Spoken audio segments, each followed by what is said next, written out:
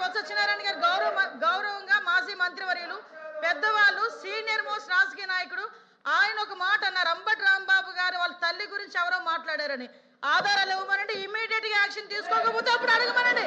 ఇమ్మనండి ఆధారాలు, ఇమ్మనండి ఆధారాలు, నేను ఇస్తా. ఇదే అంబటి రాంబాబు గారు బయటకు వచ్చి ఇష్టానుసారంగా మాట్లాడి మళ్ళా బయటకు వచ్చి క్షమాపణ చెప్పారని చెప్తున్నారు కదా. క్షమాపణ చెప్పే ఉద్దేశం అయితే వితిన్ పావు గంటలో వాళ్ళ ఇంట్లోంచి బయటకు వచ్చి మాట్లాడుతూ నా కుక్కను కూడా టచ్ చేయలేరు, ఏ పోలీసు వస్తారు రమ్మని చెప్పినప్పుడు ఆ మాటలు ఆవిడ గురించి మాట్లాడినట్టు అంటే ఇలాంటి మాట్లాడి రచ్చగొట్టేటట్టుగా మాట్లాడి నిన్న జైలు దగ్గరికి వెళ్ళి ఇట్ట పాడతాడు. ఆయన మాజీ మంత్రి అండి, ఏం మాట్లాడుతున్నారండి, ఏ సైకిల్ చేస్తున్నారండి, సమాజానికి ఎటువంటి మెసేజ్ ఇస్తున్నారండి? అలాంటి వ్యక్తి గురించి ఇలాంటి సభలో పెద్దల సభలో ఇంత చర్చ అవసరమా అసలు? ఇంత అలాంటి వ్యక్తి గురించి అలాంటి అనకూడదు కానీ తల్లిని చెల్లిని కూడా మాట్లాడే వాళ్ళ గురించి ఈ రోజు ఈ సభలో ఈ పెద్దల సభలో ఇంత చర్చ అవసరమా?